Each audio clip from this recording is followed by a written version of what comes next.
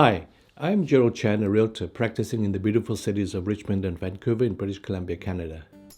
Are you selling a home? This video is for you. The intent of this video is to provide you with an overview of the multiple listing contract, which is the agreement used in this type of transaction. I hope that after watching this video, you will have some questions for your realtor, and number two, be in a better position to make an informed decision. Let's dive in.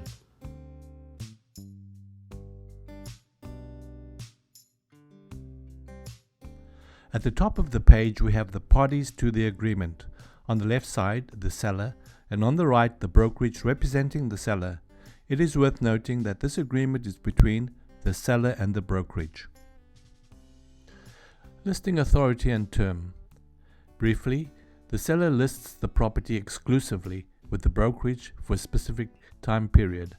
The seller allows the listing brokerage to obtain information on the property from any number of sources. The seller allows the listing brokerage to advertise the property, including the placement of for sale signs. The seller allows the listing and cooperating brokerages to show the property. Number two, the property's physical and legal address. Your realtor will fill in all this information for you. Number three is the listing price and any terms you may wish to add. Number four, the listing service and cooperating brokerages.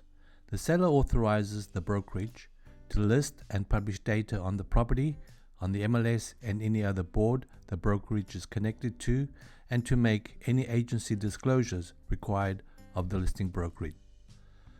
Number five, the listing brokerage's remuneration. The seller agrees to pay an agreed to commission as outlined in this section after a qualified buyer is found by the listing brokerage and or cooperating brokerage or any other source during that described period. Certain taxes may be applicable and will be paid by the seller. Brokerages are required to disclose any payment it receives other than that received from the seller. 6. Assignment of remuneration. This authorizes the seller's legal representative to pay the listing brokerage, and if there is a cooperating brokerage, their respective commissions from the proceeds of the sale. Number 7, 8, and 9 deal specifically with the duties of the brokerage. In essence, number 7, designated agency. The brokerage will designate an agent to take care of you. It is usually the agent you are currently working with. Do you remember the disclosure of representation form? This form specifically applies to your designated agent. Your designated agent owes you the duty of loyalty, full disclosure, avoiding conflict of interest, and confidentiality. All communication between you and your agent is confidential and will not be disclosed even to the brokerage and other agents in the brokerage. The duty of the brokerage is to list the property and to ensure that your agent is acting ethically and in full compliance with the laws and regulations. Number 8 outlines what is expected of the designated agent.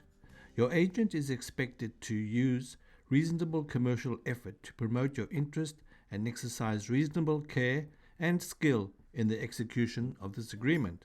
Your agent is to obey all lawful instructions provided by you.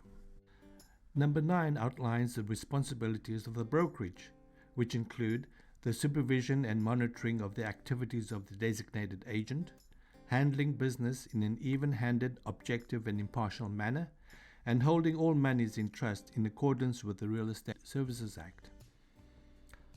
On the other hand, 10 and 11 outline your side of the agreement as the seller.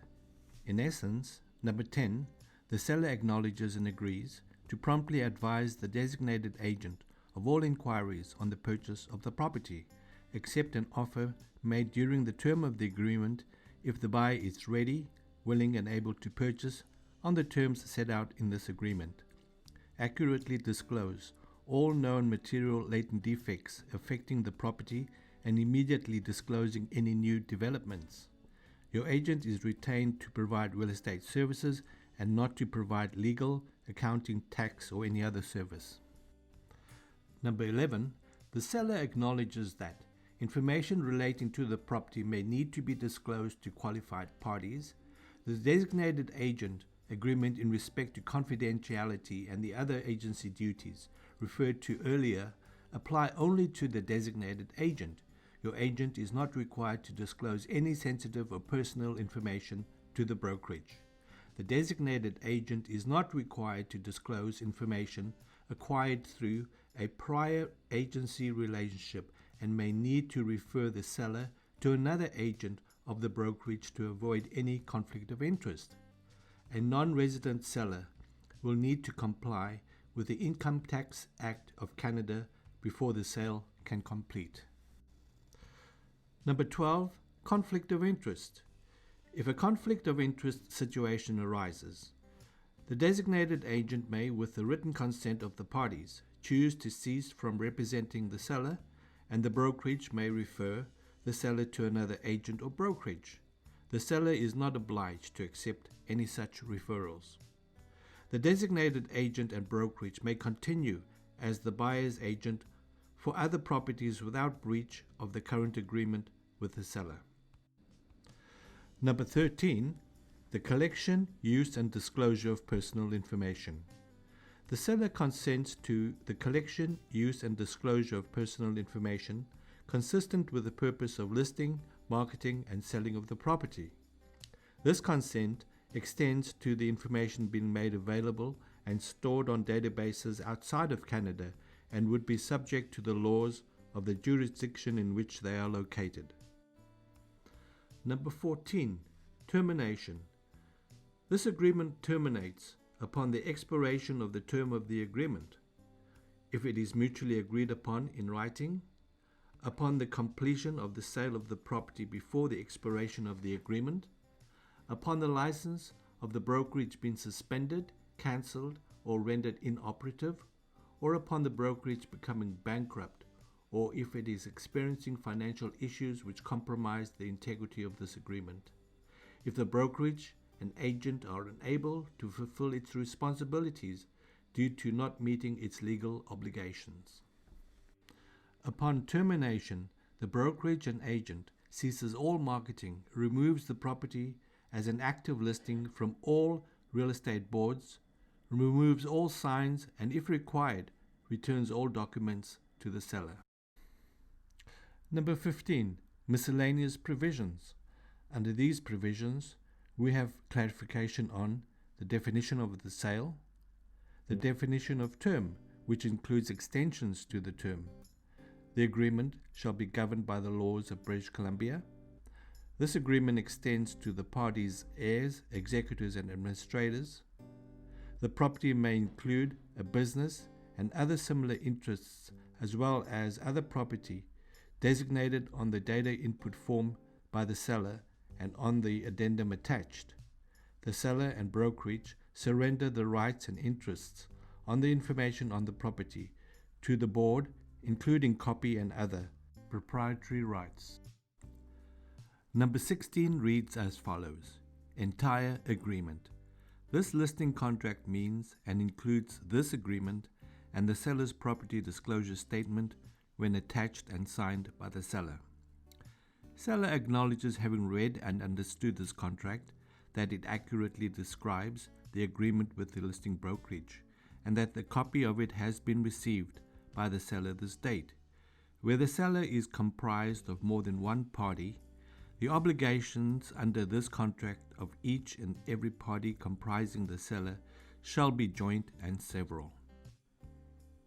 Signed, sealed, and delivered on this date.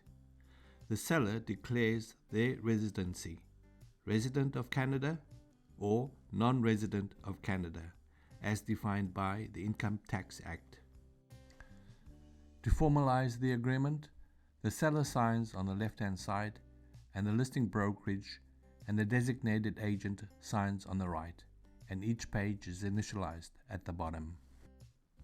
And finally, the multiple listing contract Schedule A. Here we list any special terms like the activities the brokerage will undertake to market and promote the property, any special interests or conditions included in the term property. This is a conversation you will have with your Realtor. In closing, this presentation is meant to give you a general overview. You are advised to read through the entire contract yourself. In matters of importance, please speak to your Realtor or seek independent legal counsel. Thanks. So, there we have it, the multiple listing contract. I hope you found this video useful. Thanks for watching, and I'll see you again next time. Bye.